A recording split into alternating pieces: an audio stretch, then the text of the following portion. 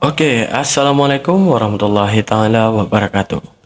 Kembali lagi bersama Almantiki Reaction ya. Maklum teman-teman, kita nggak sering konten, kita lagi sakit nih sebenarnya. Tapi kita lihat dulu cuplikan videonya di mana ada kemarahan dari pendeta Andre Tungtung saat Muslim membahas agamanya. Kita lihat. Ini saya ngomong oknum ya, saya tidak bilang seluruh kalian karena ada banyak teman-teman muslim yang baik-baik dan tidak mau menghina agama lain. Itu sikap yang kami sangat hargai. Harusnya memang begitu. Tetapi ada oknum-oknum kalian yang kemudian menghina Tuhan kami sebagai Tuhan berkolor, di salib ada jin, lalu agama pagan lah dan sebagainya.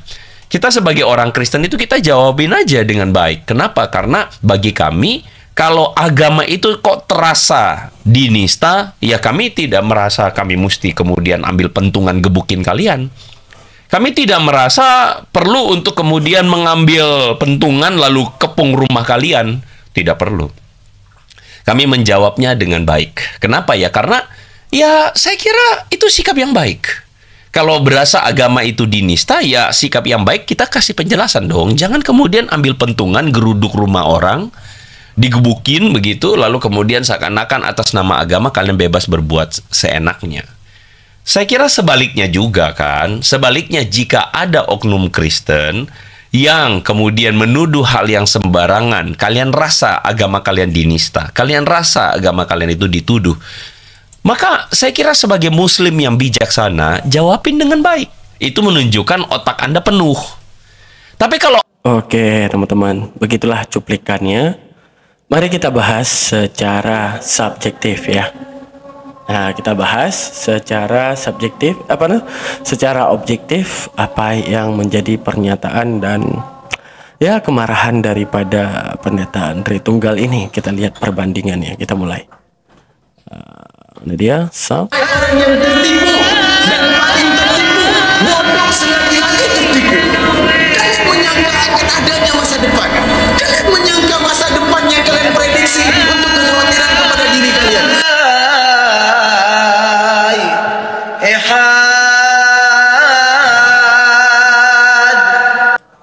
Oke, teman-teman. Nah, di sini berlandaskan daripada kemarahan pertama itu saat ini mungkin adalah video yang telah lama ya, tapi kita ungkap kembali bagaimana menyikapi segala sesuatu yang dikatakan sebagai penistaan agama.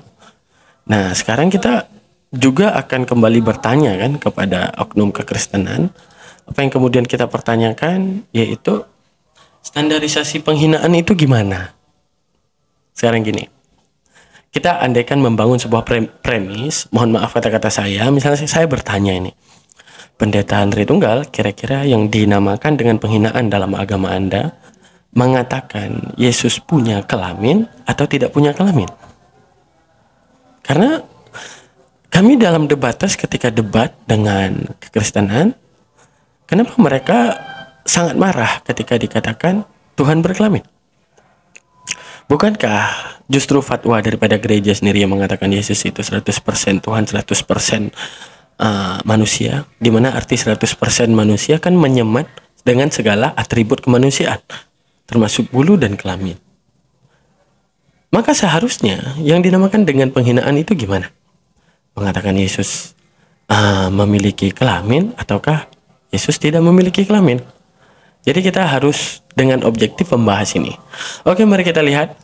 Ini berlandaskan video di mana Muslim yang gempar saat itu dengan STT Nias yang membahas Allah Subhanahu Wa Taala tanpa dasar ilmu, hanya menebak-nebak untuk menabur kebencian. Kenapa kita bisa katakan itu? Karena kita bisa bantah semua itu. Oke, mari kita lihat. Nomor ini judulnya adalah Sebelum Menuding Ngaca Dulu. Teman-teman, kenapa saya membahas video ini? Video ini saya bahas, tadi awalnya saya cukup enggan untuk menanggapi karena saya pikir sesuatu yang sebenarnya saya juga heran kenapa barang ini kemudian menjadi viral belakangan ini.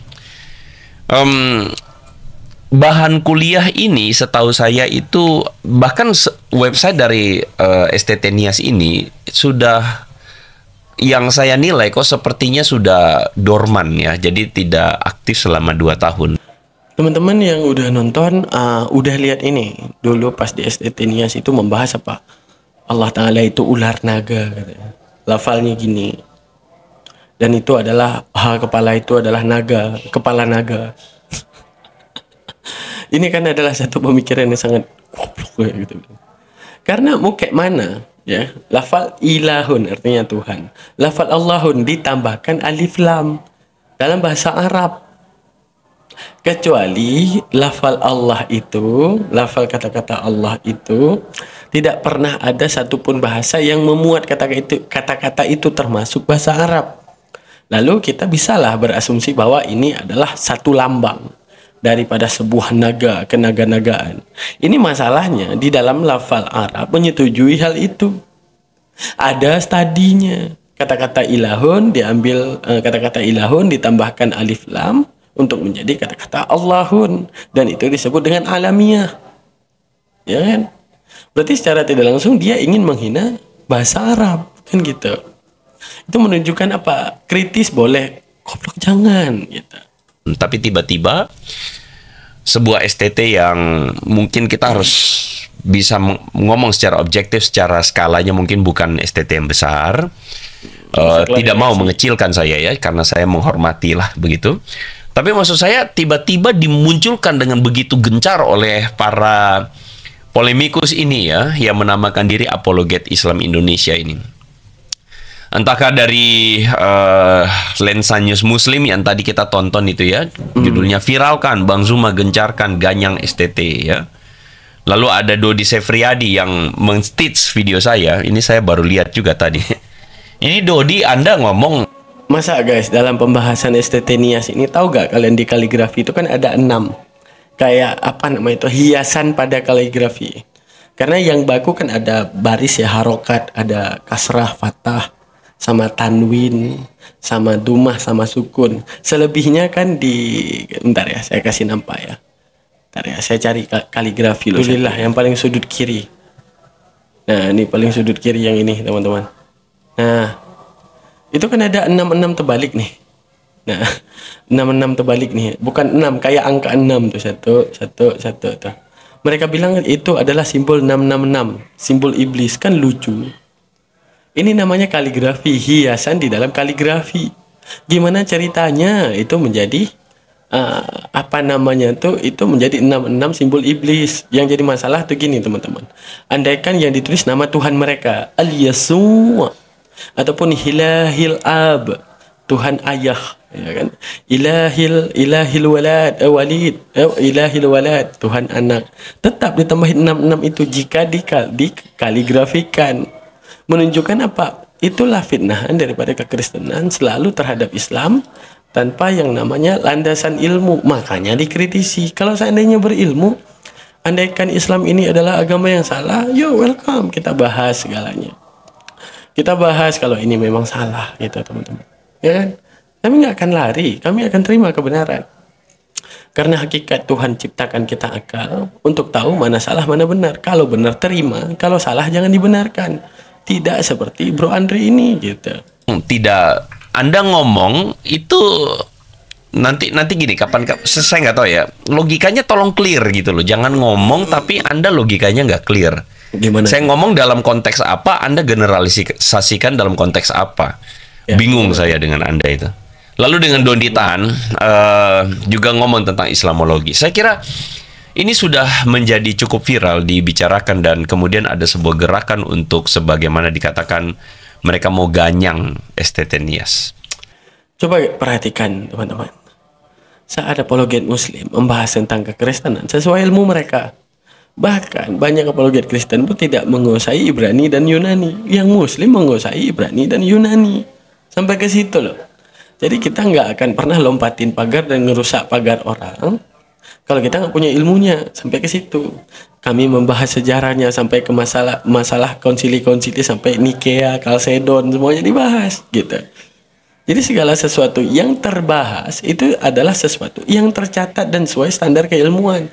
Beda dengan Islamologi yang dibahas oleh kekristenan tanpa dasar ilmu. Emang ada Kristen yang ngerti nahwu saraf? Emang ada Kristen yang ngerti balaghah? Emang ada Kristen yang ngerti usul fiqh, nasakh mansukh? taksis dan mukhassasnya gitu, antara hadis dan Al-Quran. Nggak ada kan? Bahasnya tujuannya apa? Hanya untuk kebencian doang. Saya berharap STT-Nias baik-baik saja. Tapi jujur teman-teman, saya harus ngomong di awal dulu bahwa saya sudah berusaha menghubungi STT-Nias. Tetapi sayangnya adalah STT-Nias belum memberikan respon. Apakah 2 kali 24 jam itu tidak memberi respon? Saya tidak tahu, teman-teman yang menilai ya. Apakah belum atau tidak memberi respon, saya tidak tahu. Tetapi saya sudah berusaha dengan sebuah itikat baik untuk mengontak STT-Nias untuk kemudian mencoba berbicara, ngobrol tentang situasi ini. Tapi mungkin satu dan lain hal, pihak dari STT-Nias tidak atau belum merespon ya. Jadi saya mengklarifikasi di awal bahwa saya tidak akan mengambil posisi membela STT-Nias, tapi juga tidak akan mengambil posisi menuding STT-Nias. Ya. Makanya saya ngajak saudara-saudara, Anda ngaca dulu sebentar. Sekali lagi saya tidak mau bela ya, tapi bolehkah Anda melihat dengan mata kepala yang jernih bahwa jangan kau lihat yang namanya balok di depan seberang mata orang di seberang itu, sementara sebalok di matamu itu kau tidak lihat. Engkau lihat selumbar di sana, tapi balok di matamu sendiri tidak kau lihat. Ya, jadi di sini dia ngambek ya kepada Bang Joma, Julius, dan semua gerakan PII yang bahas STT-Nias. Seakan-akan dia mau bilang, ngaca dulu, kalian ngebahas kekristenan, kenapa boleh? Kami membahas Islam, kenapa nggak boleh? Kalian bahasnya nggak ada ilmu. Kalian bahasnya nggak ada ilmu, itu aja. Misalnya ada beberapa dalam video Tritunggal memframing hadis, memframing ayat Al-Quran dan firman Allah. Gak ada dasar ilmu. Kalau ada dasar ilmu boleh, ayo come on bahas Al-Quran kami gitu. Undang saya gitu. Oh, aku mengundang Daman, aku ingin bahas semua tentang Al-Quran. Silakan, let's go gitu. Kenapa saya katakan begini? Karena ini konteksnya berbicara tentang kuliah akademis ya. Saya ambil contoh video, misalnya ada video yang dimunculkan oleh dengan judul Pelatihan Kristologi untuk Mahasiswi Universitas Darussalam Gontor. Mahasiswi loh ya. Dan ini konteksnya akademis loh ya, resmi ya. Dan ini adalah studi agama-agama. Dan dalam video tersebut Anda bisa menyaksikan bagaimana sang penceramah yaitu Kainama membagikan materi seperti ini. Bunda Maria jadi oknum keempat Tuhan tahun 451 Masehi. Sebelumnya dia ibundanya Tuhan. Oke, kita bahas dulu. Yang dibahas oleh Ustadz Kainama, apakah tidak ada sejarahnya dan tidak ada tulisannya yang dikonfirmasi oleh kekristenan? Jawab dulu. Bukankah Kristen yang mencatat hal ini? Dalam Kristen teologi dibahas bagaimana konsili itu terjadi. Awal dulu di mana era awal sebelum adanya Tritunggal yang berpaham Roh Kudus. Theostokos itu dengan menuhankan Bunda Maria itu lebih jauh berkembang pesat sebelum disembahnya Roh Kudus. Lalu kemudian dalam masa konsili Kalsedon, penobatan kepada Mom of God, ya, di mana dipanggil kepada Bunda Maria itu sebagai Mom of God, diganti oleh manusia sendiri. Dalam rapat konsili, Mom of God diganti menjadi Mom of Christ, ibu daripada Kristus, tidak lagi Mom of God. Untuk menunjukkan apa? Apa yang dibahas oleh Ustadz Kainama sesuai apa yang tercatat sejarah. Lalu apa? Di mana fitnahannya? Kecuali tidak tercatat, pengada-ngadaan. Enggak. Yesus itu sebelumnya Tuhan enggak. Kumpul-kumpul lisan ngobrol ngopi-ngopi. Loh emang iya kok. Emang iya itu. Konsili Efesus tuh 431 Masehi. Berarti 430 tahun setelah Nabi Isa diangkat Allah ke langit. Mereka ada orang bule ngobrol di Roma. Jadi aja Tuhan. Jadi aja maminya jadi Tuhan. Ngobrol. Makanya itu ngobrol-ngobrol seling. Siapa tahu kamu jadi Tuhan. Wah, titik balik emang niat dia bikin Tuhan. Video ini menunjukkan kepada Anda semua bahwa bukan Kristen kok yang melakukan, kalau misalnya dituding, oh Kristen bikin institusi penista Islam. Sebelum Anda menuding itu, coba lihat dulu, ngaca dulu ya. Ngaca dulu bagaimana apa yang terjadi dalam lembaga-lembaga institusi yang kalian punya. Apakah kalian menuding itu kalian punya kesempatan untuk kemudian menilai diri sendiri dulu. Sekali lagi saya tidak bermaksud untuk membela apa-apa, tapi saya mau mencoba untuk membuatnya jadi seimbang ya. Jadi sebelum berteriak dengan gargantang besar ya, dengan mulut besar, coba sebentar dulu gitu ya. Sebentar dulu ya. Nah, ada teman kita tadi saya perhatikan, ada Adi ya. Adi ini berkomentar di SD banyak dulu guru-gurunya ngajarin Injil sudah dipalsukan. Waduh. Saya tidak tahu nih teman-teman, apakah ada di antara teman-teman yang mengalami hal yang sama. Nah, kalau sudah begitu, sekarang pertanyaan saya adalah fair tidak? Kemudian kalian karena satu kasus ini kalian kemudian menuding Kristen itu seperti itu. Apakah itu harus dituding? Kenapa? Kami udah terjun langsung ke dalam perdebatan. Kami tahu bagaimana mereka mengatakan terhadap nabi kami pedofil misalnya, menyebutkan tentang apa ya, banyak hal, segala sesuatu yang tidak pernah dikonfirmasi. Karena ibaratnya gini, mereka melandaskan status standarisasi era Rasulullah kepada era kita sekarang saat kata-kata pedofilia itu mulai diucapkan. Padahal era-era sebelumnya justru hal-hal yang seperti ini biasa aja. Contoh, ketika Ribka dinikahi umur 3 tahun dalam keyakinan Yahudi, kenapa tak pernah dikritisi? Kenapa hanya Nabi Muhammad yang dikritisi? Andaikan itu otak ingin berlaku adil, maka otak akan mengatakan, oh ternyata adat istiadat ataupun hukum yang berlaku yang ada di era sebelumnya dengan era yang terjadi sekarang tidak bisa kita samakan. Mungkin di era kita sekarang dinamakan dengan pedofilia. Mungkin di era awal tidak dinamakan dengan hal yang seperti itu. Belum tentu juga perawakan orang dulu dengan umurnya yang muda juga seperti perawakan orang sekarang. Kalau ingin kritisi Islam, Nabi Muhammad yang menikahi Aisyah umur 6, pikir juga ke dalam pemahaman Yahudi gitu. Yang ketika Ribka dinikahi 3 tahun, kenapa tidak punya kritikan? Untuk menunjukkan apa? Kalau ingin objektif, oh ternyata ini secara Abrahamik ya. Dulu pernikahan yang seperti ini ya mungkin sebuah hal kewajaran. Itu kalau kita ingin mengambil jalan tengah. Tapi kalau kita ingin mengambil di jalan permusuhan, nah itulah yang kamu pandang Islam doang yang salah. Padahal di dalam kitab Anda tersebut hal-hal yang seperti itu. Ya kan? Nah, kita lanjut. itu fair? Kalau dibalik, apakah kami orang Kristen kemudian menuding bahwa agama kalian adalah agama yang mengajarkan kebencian dan kami bilang oh gara-gara ini, oh institusi kalian itu mengajarkan secara resmi, kita geruduk, kita tutup itu sekolahnya. Saya rasa orang Kristen tidak pernah melakukan itu. Nah karena itu saya Orang Kristen tidak pernah melakukan itu. Ya karena kalian minor di sini. Buka open minded. Buka segala pemikiran itu di tempat yang ramainya orang Kristen. Coba.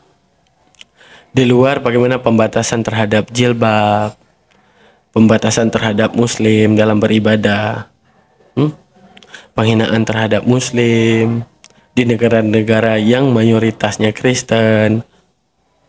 Jangan buka di Indonesia. Kenapa kalian nggak bisa bergerak di Indonesia? Karena kalian dikit.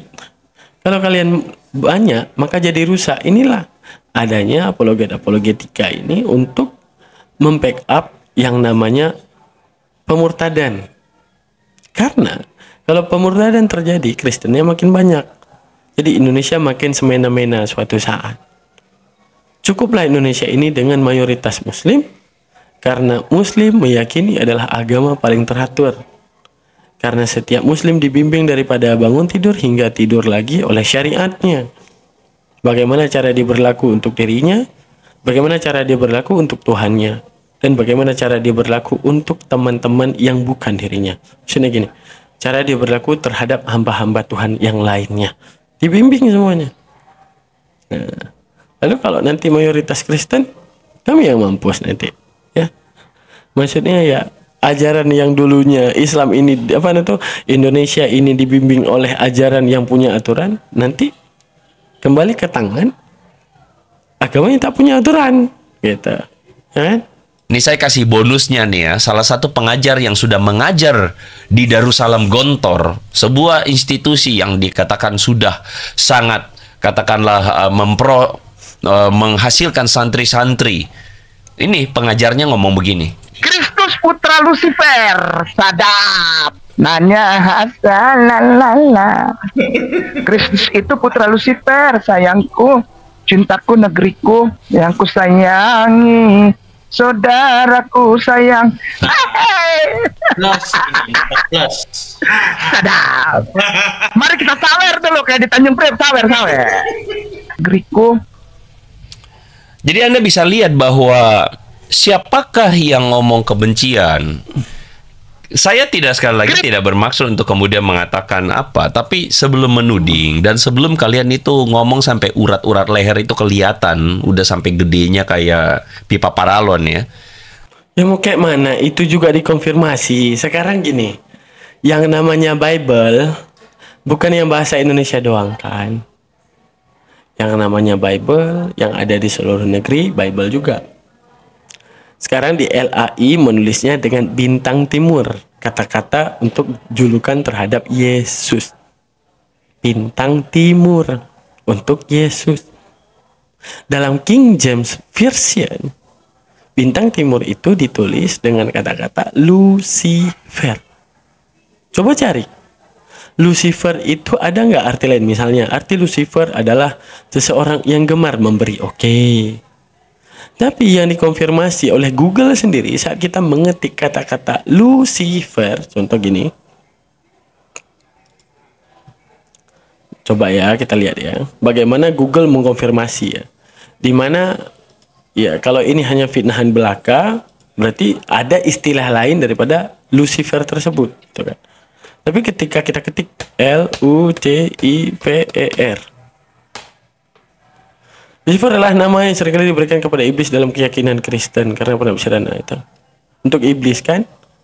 Nah, sekarang gini, coba ya kita tulis, ada nggak Yesus adalah Lucifer? Coba, Yesus adalah Lucifer. Kalau nggak ada berarti ini fitnah gitu kan. Ya tidak, Yesus bukan Lucifer. Yesus dan Lucifer adalah dua entitas yang berbeda. Yesus adalah biologis Tuhan, sedangkan Lucifer adalah mereka yang memberontak terhadap Tuhan. Oke, sekarang kita buka nih. Ya, Yesus bukan Lucifer. Oke, terus ada website yang membelanya. Bintang timur Yesus atau Lucifer. Nah, tapi yang jadi masalah jelas-jelas tertulis. Sekarang kayak saya bilang tadi. Dalam LAI nama Lucifer itu disamarkan di dalam kitab-kitab orang Inggris ya, yang berpaham King James Version KJV. Jelas-jelas tertulis ini Yesaya 14:12 ataupun Yesaya 14:12. How art thou fallen from heaven, O Lucifer, son of the morning. Nih, ini julukan untuk Yesus dalam Yesaya. O Lucifer, son of the morning. Lalu ketika Ustadz Kainama membahas tentang hal tersebut, kenapa ada jadi sebuah kemarahan? Baru boleh marah kalau memang tidak ada hal itu. Dan itu misalnya gini, Bible Hub ini kan. Nah, ini Bible ini. Bible Gateway. Ya, nggak mungkin dong orang Muslim yang bikin Bible Gateway ini. Ada nggak dibilang siapa yang bikin? Ya. Gak ada Muslim-Muslimnya ini. Tapi jelas Lucifer, son of the morning. Jadi apa yang harus dimarahi? Jadi mau sembunyi di mana, Bro Andre Tunggal? Anda mau marah di mana? Kalau memang ada di dalam keagamaan Anda nggak bisa lari kemana-mana. Karena itu tercatat dan ada. Jadi sebelum menuding, baiknya kalian juga berkaca bahwa siapakah sebenarnya yang lebih masif untuk kemudian menunjukkan ujaran-ujaran kebencian ini. Nah, saya mau bilang bahwa sebagai orang Kristen, kami itu sudah terbiasa ketika ada oknum. Ini saya ngomong oknum ya, saya tidak bilang seluruh kalian karena Oke. Oknum muslim, Tuhan berkolor, salib ada jin, agama pagan. Oke. Sekarang ini adalah sistem teologi ataupun kepercayaan teologi yang tidak bisa dilingkahi. Contoh, kami dalam Al-Quran sendiri nih, firman Allah, laqad kafara alladhina qalu innallaha huwal masih ibnu Maryam. Sungguh telah kafir. Apa arti kafir? Orang yang menutup diri dari kebenaran. Kemana orang kafir? Masuk neraka. Berarti menunjukkan apa? Sungguh telah masuk neraka. Orang yang mengatakan bahwa Isa Al-Masih adalah Tuhan ataupun Yesus Kristus adalah Tuhan, itu ranah teologi. Karena ibarat gini, antara tiga Abrahamik ini kan sedang mempertanggungjawabkan terhadap teologinya masing-masing. Misalnya ada Yahudi yang mengatakan sosok Yesus Kristus itu sebagai penzina. Ada Islam yang mengatakan Yesus Kristus itu adalah seorang yang suci dan mulia yang diselamatkan oleh Allah dalam nubuatannya untuk menyampaikan ketuhanan Allah sebagai sosok orang mulia yang dikenal sebagai nabinya Allah. Dalam Kristen dipandang sebagai Tuhan. Untuk menunjukkan apa? Ya tetap akan beda-beda secara definisi. Kami akan menguatkan dalil-dalil kami dengan mengatakan apa? Sungguh kafir dan masuk neraka orang mengatakan Yesus adalah Tuhan. Kalian akan mengatakan bahwa sungguh salahlah orang Islam kalau bilang Yesus bukan Tuhan. Wajar. Orang Yahudi, sungguh gilalah orang yang menuhankan Yesus, yang dia adalah seorang anak zina misalnya. Itu teologi yang nggak bisa dilangkahi. Untuk menunjukkan ini ada satu sosok Yesus Kristus yang dibahas secara berbeda oleh Yahudi, Nasrani, dan Islam. Sekarang selanjutnya, Kristen agama pagan. Coba lihat dulu hubungan dengan paganisme. Misalnya, kitab kalian dijuluki dengan Evangelion. Kata-kata Evangelion itu udah duluan dipakai di masa Kaisar Agustus, yang notabene ajaran mereka ajaran pagan. Terus masalah apa kalau kata Allah fa innama ta'buduna min dunillahi awsana. Apapun yang disembah selain Allah adalah berhala. Berhala tidak pernah mengaku Tuhan, sama Yesus tidak pernah mengaku Tuhan. Berhala diakui Tuhan ataupun dikatakan sebagai Tuhan, sama Yesus tidak pernah mengaku dirinya Tuhan tapi dikatakan sebagai Tuhan. Lalu apa yang beda tuh? Ada yang beda, ya kan? Salib ada jin seperti yang dikatakan oleh Ustadz Somad. Ya mau kayak mana, itu adalah internal. Sama kayak Anda mengatakan apa? Sungguh kafir dan keluar dari Sang Kristus, antikristus kalau kalian itu percaya kepada orang muslim. Enggak apa-apa, itu kami nggak akan marah soal itu. Kenapa? Ya, itu sistem teologi yang nggak bisa kami langkahi. Sama seperti mengatakan apa? Agama pagan terhadap kekristenan. Coba dinilai.